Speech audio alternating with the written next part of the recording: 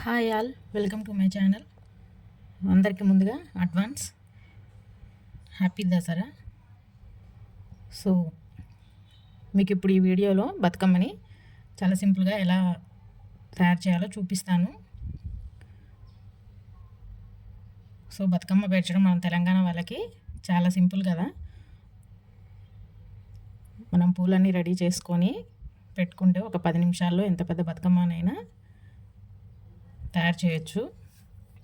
So చూపిస్తున్న విధంగా ముందుగా టేకాకుల్ని ఒక ఇస్తర్లాగా అలా పెట్టుకొని తర్వాత టేకు పూలని అమర్చుకొని మధ్యలో తంగడాకుల్ని అలా నింపుకుంటూ బంతి పూలకి ఇలా వెనక కాడలు ఉండవు కాబట్టి ఇలా చిన్న చిన్న పుల్లలు కుచ్చుకొని నీట్గా తిప్పుకుంటూ పెట్టుకోవాలి. సో మధ్య మధ్యలో సర్దుకుంటూ ఇలా అంతా ఈవెన్గా వచ్చేలాగా పెట్టుకోవాలి. మనం కింద పూలని కొంచెం పెద్ద సైజు పూలను పెట్టుకుంటేనే మనకి పైకి వచ్చేసరికి లెంత్ కరెక్ట్గా ఉంటుంది. సో చూపిస్తున్న విధంగా ఇలా పేర్చుకోవాలి. సో మీలో ఎంతమందికి బతుకమ్మని పేర్చడం వచ్చో కమెంట్ చేయండి. చాలా సింపుల్ అండి, చూస్తేనే ఇలా పేర్చేయచ్చు, అంత సింపుల్.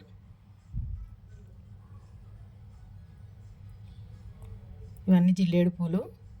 మనం గడ్డి పూలకి కలర్స్ రాసుకొని మనకి పూలు ఎక్కువ దొరకపోయినా వాటన్నిటికీ రంగులు వేసుకొని ఇలా చాలా అందంగా తయారు చేయవచ్చు. ఉండే పూలను బట్టి మనం తయారు చేసే విధానం బట్టే బతుకమ్మ ఉంటుంది.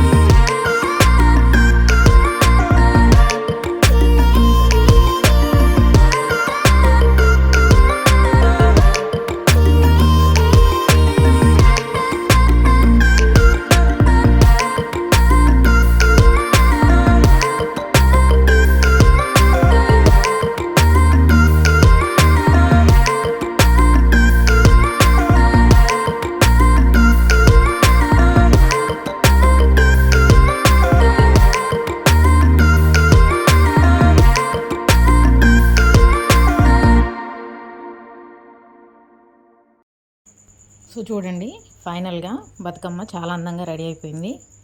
సో ఇక్కడ చిన్న పిల్లలు కూడా చాలా సింపుల్గా తయారు చేస్తున్నారు.